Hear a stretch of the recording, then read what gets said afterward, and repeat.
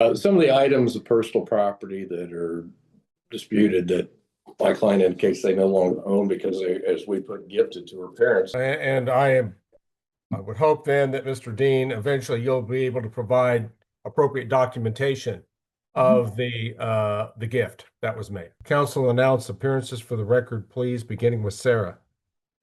Your Honor, the petitioner appears via Zoom with counsel, Paulie Dean. Guys, courtroom sparks fly as duplicate cases collide. The judge wastes no time shutting one down and setting the stage. May it please the court, Your Honor, counsel, Geraldo Castaneda appears by and through counsel Jennifer Goheen by Zoom. Okay, thank you. Counsel, we appear to have 2 consecutive cases that were filed in Greenwood County, begging the question, why did that happen? Judge, I wasn't involved in the first case. My client apparently filed that pro se. I don't have an issue proceeding under the case number 2025 DM 25. I don't believe mom was served with the case of 2025 DM 24. I don't know how it happened that there was a case filed and then right after another case was filed. I don't know why that happened. Mr. Dean, can you shed any light on this? I apologize, Your Honor. I was only aware that we had filed a case. The court caught me off guard with that one. However, I believe Ms. Goheen's correct. My client I just inquired of her. She's never been served out of the pro se pleadings that Mr. Castaneda filed. He has been served, was served on June 5th in this matter, the 25 DM 25, and that's been filed with the court on June 6th. So I believe pursuant to general rules, this case would be controlling and the other matter should just simply be dismissed at this time. So make sure that I understand, you're suggesting that the court dismiss 2025 DM 24 and proceed in the 25 case, correct? Yes, Your Honor. The court will make that order. Court finding that there are duplicative actions. Counsel apparently agree, and as does the court, that the proper case to proceed in is the 2025 DM 25 case. Court will enter an order dismissing case number 2025 DM 24. This will essentially make Sarah the petitioner in the 2025 action and Geraldo the respondent. All right. We have a motion to modify the temporary orders which were apparently issued in the 2025 case. Ms. Goheen, have you talked to Mr. Dean about perhaps some agreements regarding modification? Your Honor, we have not spoken, Mr. Dean and I. I don't know if we have just had schedules that are out of control, but we have not spoken. I did just receive a filing. He filed apparently this morning. I just got it, which was a response to the motion, but I've not spoken to him about it.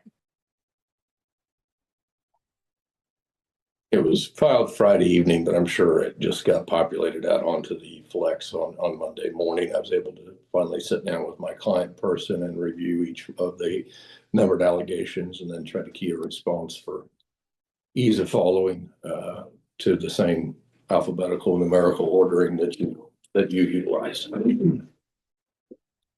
I think there's a number of issues that we agree upon. I do have some objections to some of the requested orders for discovery, but my client has gathered them nonetheless. We just ask if the court's going to entertain that it's reciprocal. If not, if the court doesn't want to entertain that or make it reciprocal, we'll just forward out formal requests ourselves. Right. Let's work through this. What relief are you seeking today? Judge, my motion is requesting the court modify the temporary parenting plan for my client to have shared residency. Currently, he gets reasonable visitation as agreed between the parties. Quite frankly, that usually just depends on if the mother agrees. My client has had limited parenting time with the children. I don't know if they agree to our holiday parenting plan or not, but that's included therein. I have told my client that the court may send them to alternative dispute resolution. But certainly we're requesting some parenting time, and my client would prefer week to week shared. They live 10 minutes apart. My client generally works from 7 a.m. to 5 p.m. He works at ASC Engineered Solutions, but his employer has, oh, I'm sorry, Judge. I just said that, and I was looking at the wrong entry.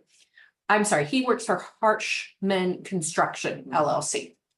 And his employer has agreed that he can modify his hours so that he can accommodate picking the children up from school, taking the children to school.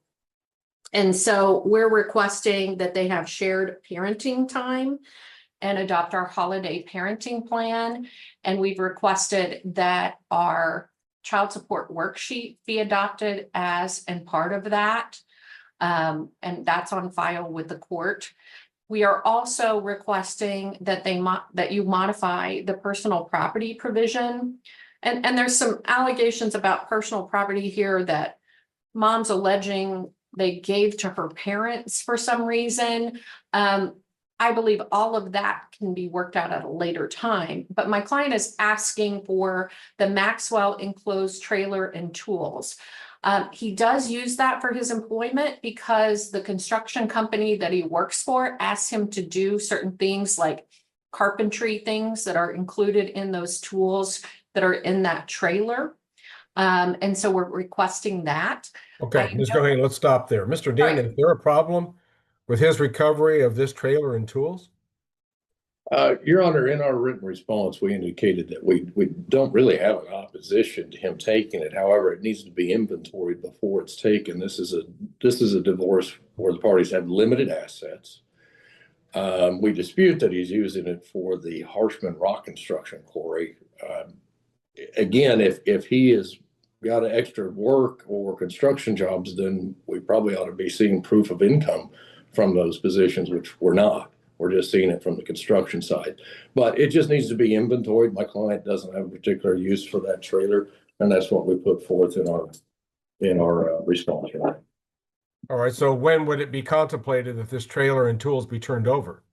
Your Honor, I think she could. I think the respondent, Mr. Castaneda, could contact my client at any time. They've been communicating via text and make that arrangement.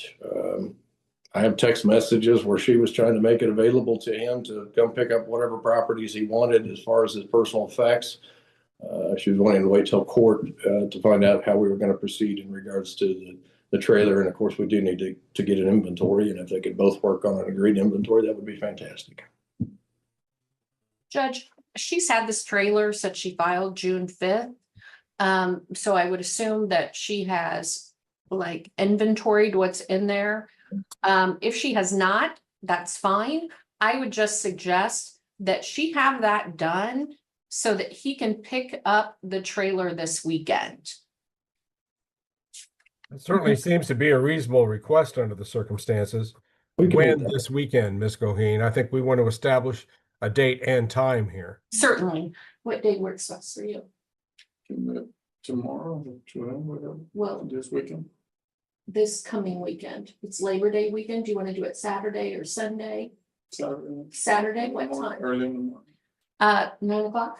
So, no, Saturday, church. So Sunday will be okay. Sunday at 9? Okay, Sunday at 9 a.m. Very well, the court will so order. I will expect that the parties will exchange that trailer and tools at 9 o'clock a.m. on Sunday, August the 31st. Judge, he also has some personal property and tools that are stored on the petitioner's parents' property. And I don't know what. Why are they there? They have a 40-foot storage container that they have on the parents' property. And they just had it there. Your Honor, may I reply? Certainly. Some of the items of personal property that are disputed that my client indicates they no longer own because they, as we put, gifted to her parents. They were gifted to her parents, and that storage container is there is because the respondent petitioner resided at my client's parents' home for the last 3 years, paying no rent, utilities, or anything of that nature, prior to buying a house in Madison in September of 2023. So that's why, and we put that forward in our response to the motion. If there's some tools that we can identify, that's fine. We can get those Yes. to him, but we probably need to know what he's looking for. But that's why those items are at the petitioner's parents' residence, which is just south of Madison. And I would hope then that Mr. Dean, eventually you'll be able to provide appropriate documentation of the gift that was made. I think Like it was the just state probably, well, sure, you're on. All right.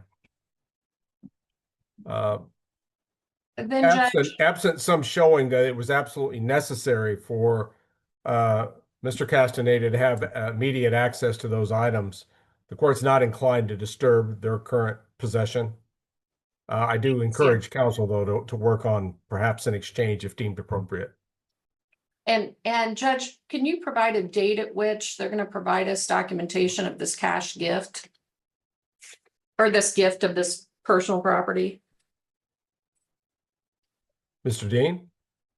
Your Honor, I assume at this point in time, because this was an informal matter, in other words, there was some horse panels, a portable shed that they had on the property that they just left and said, this is for us living here for 3 years, cost free. I suppose we can gather affidavits, et cetera, of that nature, and that's what we presented to the court.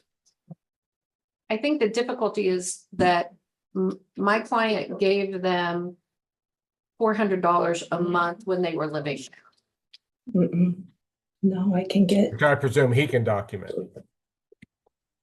Certainly. I mean, it's cash, but I'll look and see if we have bank statements where he pulled that out. The court will require both parties to provide documentation of their respective positions on this issue within 21 days. Thank you, Your Honor. All right. Then Judge, and this may just require a walkthrough. My client has personal property at the house, including his computer that remains at the house. There's more than one computer. There's 2 computers in the house. He was only allowed to take his clothing and his truck. So perhaps we could agree to a walkthrough, and if they can agree to the removal of certain pieces of property, great, he can remove that. Otherwise, he can make a list or make a video when he's going through the house. And if they can agree on what he can remove, great. If they can't, then we'll make a list of that property and bring that issue to the court at a later time. Mr. Dean, your client's position in that regard? Your Honor, in regards to the computer, we don't know what the second computer is that he's talking about. The computer is utilized by the children for schoolwork. However, as we indicated in our response to pleading, if he wants to take it, he can take the computer. If he wants to do a walkthrough, we're not going to object to that for an inspection of the premises, to make a list and then make sure that we're in agreement. That's fine. We just need to get that arranged, and I would prefer not to do that this coming Labor Day weekend because I will be out of town and would like to, when we're talking about a formal inspection, we'd probably like to be available to my client. Okay, you trailed off there at the end because I was contemplating the parties just doing this on Sunday morning when he's going to be there anyway. And the problem with that is, Mr. Dean? Oh, Your Honor, I was going to be out of town, but I could be reached. I don't really expect there to be any issue between these parties. I take it we could also make the court could issue a ruling if there's a dispute as to the removal of a particular item. That item will just be noted, set to the side, and addressed with the court at a later date. The court And would Your Honor, my client tells me that he believes he can get someone from the church to stand by while they do that, just in case there's any problem. That's fine. Would this be someone that both parties know? Certainly a trusted third party on both sides. It would seem to make sense. We can do that.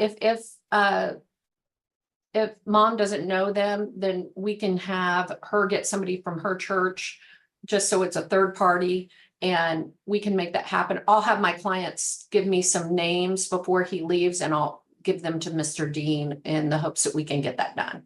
Okay. In many marital situations, the parties know who should have what. And I would ask the parties to be reasonable in that regard. However, I think, Ms. Goheen, your client needs to understand that if there is a dispute with an item, he has to leave it behind Sure, at this stage. It doesn't mean he relinquishes his claim. It just means he can't take it with him that particular day. that's fine, Your Honor. And He I would ask her understands. not to be arbitrary in that regard. The more we can take care of things now, the better. Yeah. Yes, sir. And then, Your Honor, the next issue was for the petitioner to pay the mortgage payment and her vehicle loan. I just skimmed through what was filed this morning. It looks like she is willing to do that. There is a dispute regarding extra income. Apparently, she claims my client is working additional jobs. He claims that she is working from their food trailer. I think all of that can be worked out at a later time. Because quite frankly, we're not going to resolve that here today. We are requesting that she provide a copy of her last pay stub from December of 24, her 24 W-2, and her most recent pay stubs. And my client will reciprocate. I don't think that's an inappropriate discovery request, considering the child support worksheets contemplate that. Property tensions escalate with computers and walkthroughs. A church witness is called to keep the process fair and calm. I would also note that we just want documentation of the cost she pays for medical, dental, and vision for the family, which I wouldn't anticipate there's a problem with that, as well as what she pays individually. All right. Any issues with any of those requests, Mr. Dean? No, Your Honor, we just requested that they be reciprocal. My client has actually gathered the majority, if not all of that information, save the health insurance plan available through her employer. She's reached out to the HR department, which is not located, unfortunately, within the state of Kansas. I believe it's located in a northern or northeastern state. She's waiting for a response. But that's where we are with that. I actually have a stack of documentation that I will take to my office to have scanned in and provided to them. Again, we just asked for the same. In regards to because one thing I need in addition to what was just requested is also, I see on their proposed child support worksheet, they have $448 per month in health insurance costs associated with the children. We just need to verify that that's the actual cost associated with just the children. And there shouldn't be an issue with providing that either, I wouldn't think. Is the wife currently on his plan? Yes, there is insurance through her employer as well, but they're all currently on his plan. All right. That needs to be taken into account, obviously. As far as the discovery matters that we've addressed, I appreciate the cooperative views taken by both attorneys in this case. But let's set the deadline consistently with what the court established earlier at 21 days for the exchange of this information, which obviously the court intends to be reciprocal. Sure. All right. Ms. Goheen, anything else except your request for modification of parenting time? I don't believe so, Your Honor. All right. And you're requesting that the court establish a temporary week-to-week shared custody schedule? I am, Your Honor. My client has requested that. I haven't seen anything in their discovery that disputes he's an appropriate parent in this particular case. He did get to have parenting time this last Sunday. He got to take them to church. And when he requested to take them to church, mom's position was, well, where are you taking them to church? So I think there's some control issues here that may or may not be valid. I don't know. I've not seen one allegation, and I skimmed through their response, and I don't see any allegation here that he is not an appropriate parent in this particular case. If the court is inclined to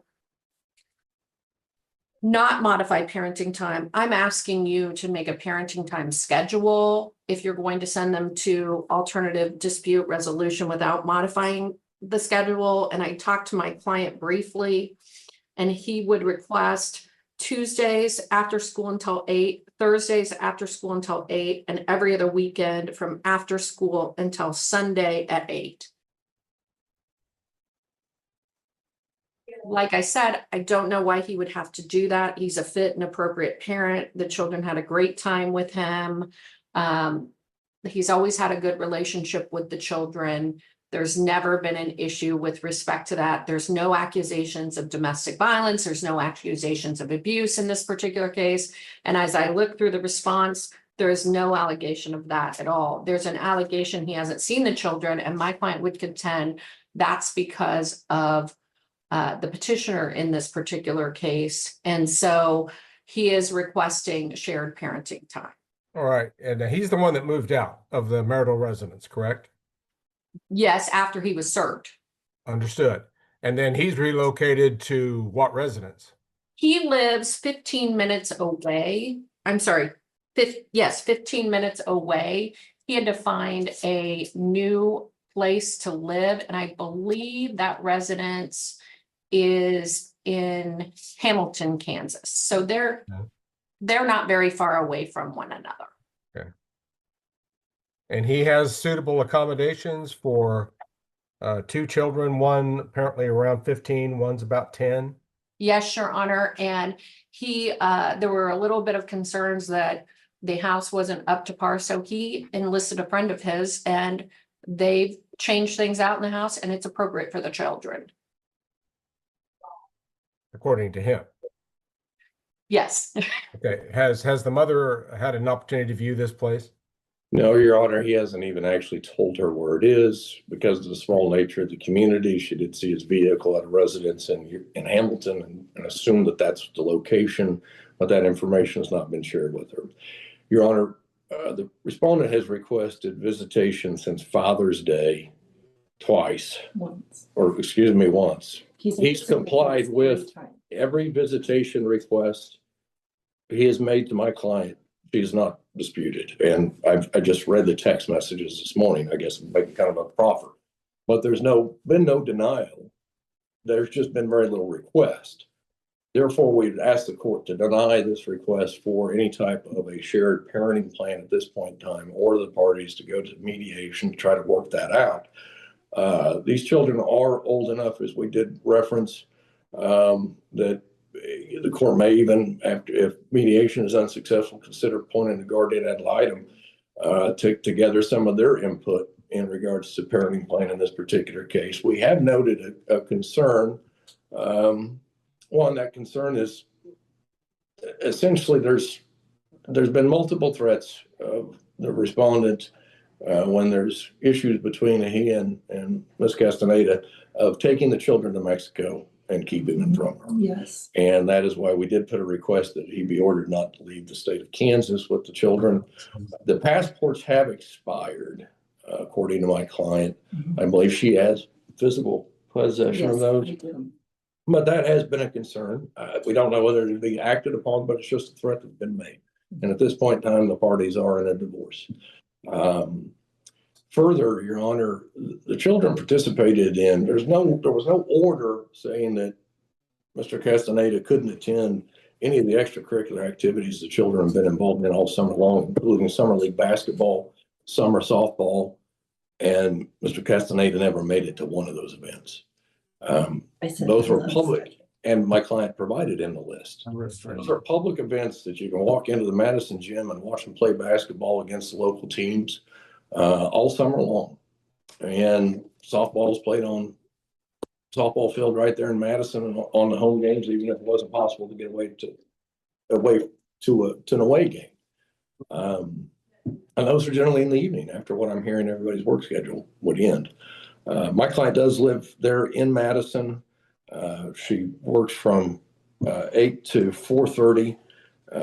She works in downtown Madison at what everybody refers to as ABZ Valves, but it's the ASC is the company now. It's the valve manufacturer that's been in Madison for 60, 70 years at this point in time. So she's within minutes of the school, or if the children need anything. I understand Mr. Castaneda doesn't live that far away in Hamilton, but I believe the Walk he works at is not necessarily that close proximity during the day for his work hours. So, Your Honor, we would ask the court to just leave things as is. My client is agreeable to reasonable parenting time if she's not denied any parenting time, and get the parents to mediation to where they could hopefully work this thing out. All right. Ms. Goheen, what would the start and end times be for the Tuesday, Thursday visitation? That would be from after school until 8 p.m. He's able to get off work and pick up the kids after school? Yes, Your Honor, his employer has said they will make it work with their schedule. Okay. And Judge, I would respond that my client didn't go to the Summer League games because the parenting plan says as agreed by the parties. And based on his relationship with mom, he didn't think he was allowed to go unless mom agreed to that. And so he's been very, very cautious. I would also note my client has said he has never threatened to take these children to Mexico. They have, if their passports have expired, he can't get them passports to go to Mexico without mom's permission, and the court can make an order to that effect, and my client would be fine with that. But there is no way he's taking these children to Mexico or threatening that, according to my client. All right. Custody turns explosive with Mexico threats raised. The judge demands clarity, weighing father's rights against mother's fears. Well, I think he was overly cautious with his interpretation of that order, which is not contemplated to prevent a fit and proper parent from attending activities, which I'm sure you've informed him, Ms. Goheen. But I am a little bit disturbed that he hasn't been more proactive in asserting his fatherly parental rights. It is the intention of the court that the father be involved in the lives of his children. In fact, very involved in the lives of his children, but it's something that he has to assert himself to do, not just for the court to order. However, I think we do need to get him on a structured schedule. At that point, there's no excuse regarding whether he's going to exercise his parenting time or not. Either he does or he doesn't, and then we can tell from that how committed he is to spend regular and consistent time with his kids. And every other weekend schedule and the Tuesday and Thursday till 8 p.m. I'm hoping that doesn't in any way interfere with these kids' ability to get homework done. Homework in some school systems is kind of an archaic concept that they don't really do anymore. But if they do, if they have projects, they have schoolwork, homework, reading to do, father needs to make sure on Tuesdays and Thursdays that it gets done. Judge, I would request that mom inform him if she's got any information regarding any homework that needs to be done. And he will make sure the children do that when they are with him. So you don't think the kids would just tell dad that I've got homework to do and I can't play right now? Well, if they are like my daughter would be like, no homework, no homework. I think No. it's better practice for the parents to inform one another of those matters. Yeah. I mean, obviously, if my client knows of something, she would Sure.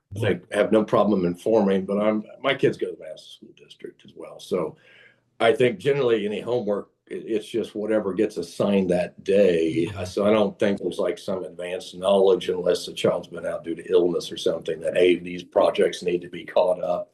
Sometimes there are some projects throughout the year that they give you extra time to make sure that you get them done, or an extra opportunity to get them turned in, something of that nature. Sure. You can say, hey, you're coming up against the deadline to get project A completed and turned in, so you make sure you get all the credit.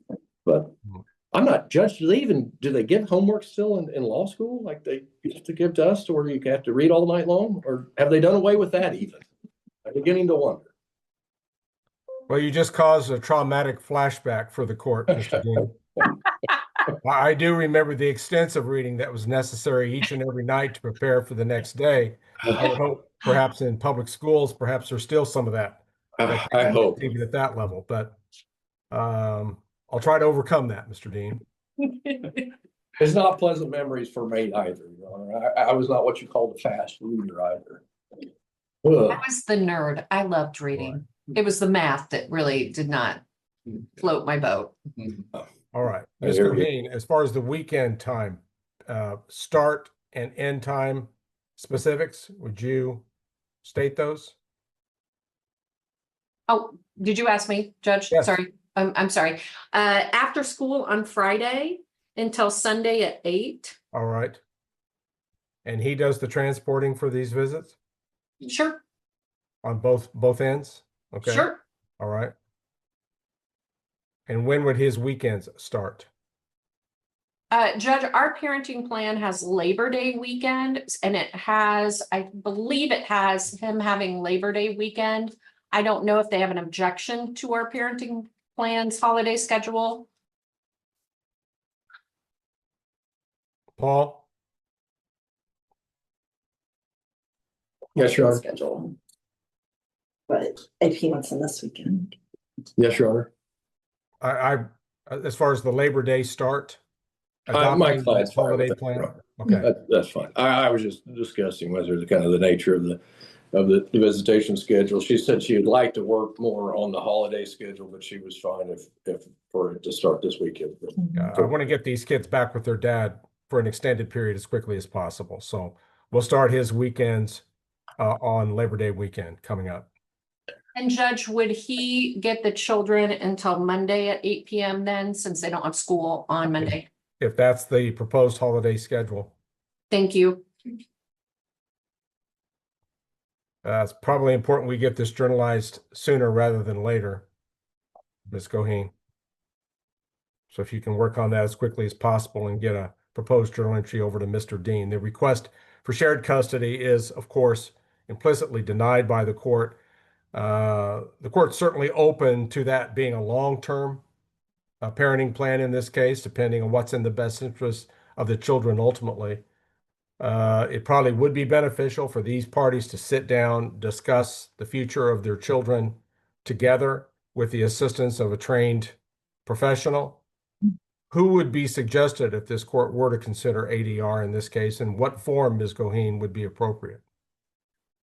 Judge, I am fine. I mean, I don't know who all you're using over there. I've used Alex Flores. He's been very successful with parties, and he starts out with mediation. And then if the parties can't agree, he issues a recommendation, and he's fairly quick, which has been nice. But I'm open to whoever Mr. Dean suggests as well, or Cindy Cleos. I've used her before. And Stacey Ortega is swamped. Christina Retzlaff, I've used her, but I'm open to suggestions from Mr. Dean as well. Your Honor, the one we primarily use is Deborah Dickerhoof, who used to be with Court Services in Lyon County. She's a trained mediator in this matter. She's retired from that position, but still does private mediation. She's very reasonable, and she's also much closer to the Madison area for these parties than anybody else would be, because she's right there in Emporia. So you're talking 20 minutes. And like I said, she was with Court Services in Lyon County for 20 plus years, but now she's retired. So I think she's also fairly quick to be able to get to parties.